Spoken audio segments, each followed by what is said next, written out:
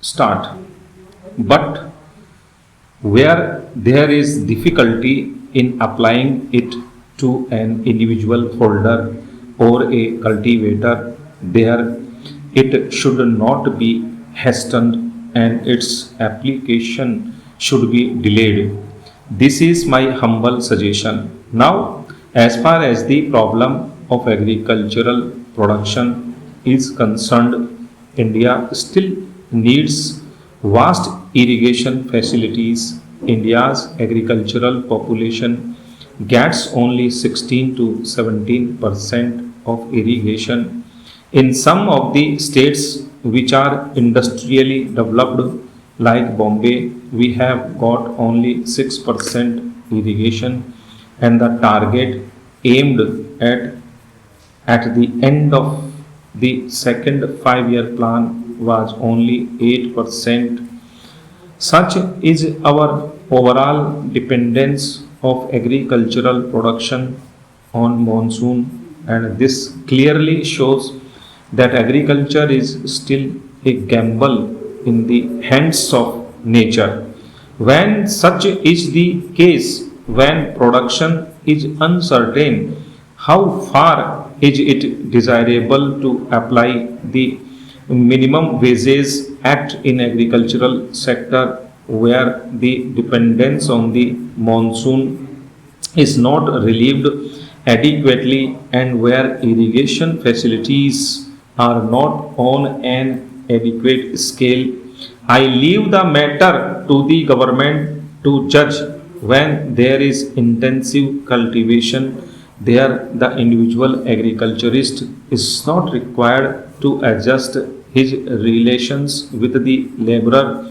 The laborer comes only when the cultivator pays him more. There the natural law of demand and supply works. Para. In the application of this act to agriculture, the government has felt the difficulty.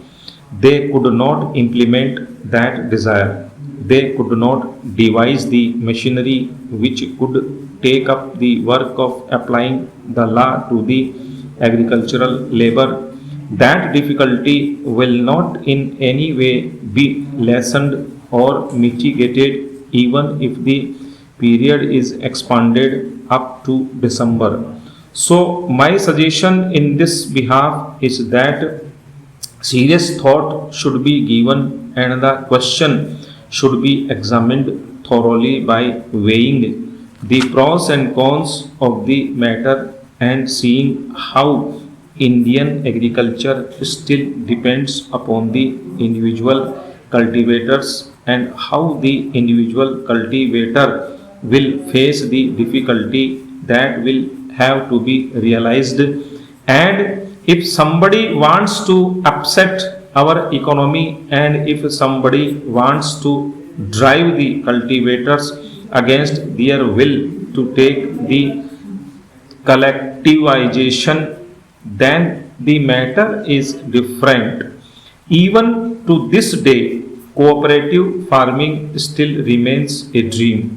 The question whether an element of gentle compulsion can be introduced to organize the people compulsorily in cooperative farming is still to be faced in this country, and there is a divergence of opinion on this point because one of the members of our Chinese delegation is in favor of introducing cooperative farming by compulsion on China model.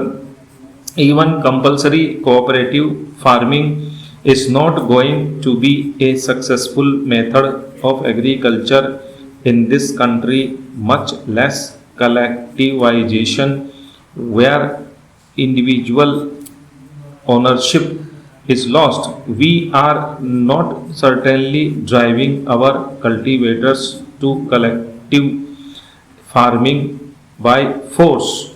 Agriculturists under the cooperative farming by force has been unsuccessful in communist countries.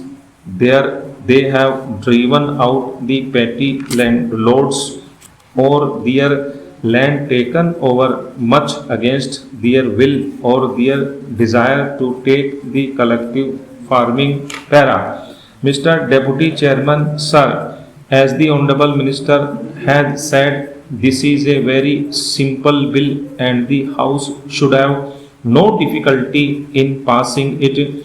I am inclined to agree with the urgency of the bill, but I have to bring on record that this bill has been instituted because of the non-implementation of the assurance given to the Rajya Sabha Select Committee as far back as 1963. Probably the minister is new to the ministry and he does not know the background, and therefore I am constrained to bring to his notice the facts as they stand. In 1963, the Lok Sabha appointed a committee of their own without associating Rajya Sabha to consider the amendments to the main act called the Major Port Trusts Act. When that select committee's report came to the House, we asserted our right and appointed a select committee of this House to go into the recommendations of the Lok Sabha. The select committee almost came to an unanimous decision that the Major Port Trusts Act should be applied to the ports of Calcutta, Bombay and Madras. He pleaded that a lot of things would be upset. Para. The Major Port Trusts Act, which control the major ports of India, would not be beneficial if it was delayed, and he said that he would look into the question of applying the Major Ports Act to the ports of Calcutta, Bombay and Madras as soon as possible. It is now 7 years since this assurance was given.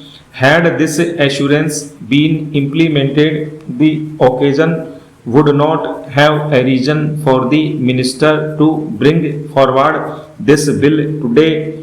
This bill is a simple one which is to enable the Calcutta Port Trust to take up work on the second bridge on the Hooghly. It is a laudable objective and therefore I am not opposing it.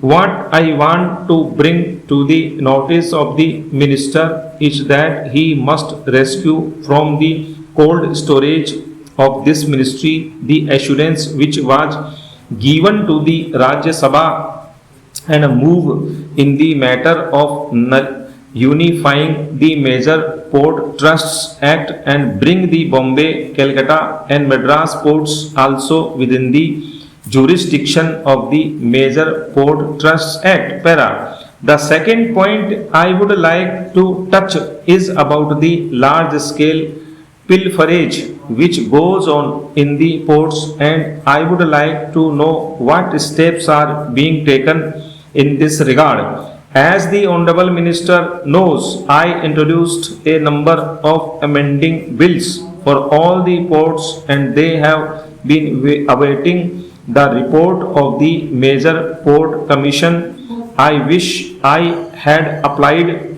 the same mind to these bills what he has done in the case of this bill. If he had done that, probably the bills which were introduced as far back as 1964 would have become law by now. But because they are non-official bills, the apathy of the government is there. I would like this to be stopped.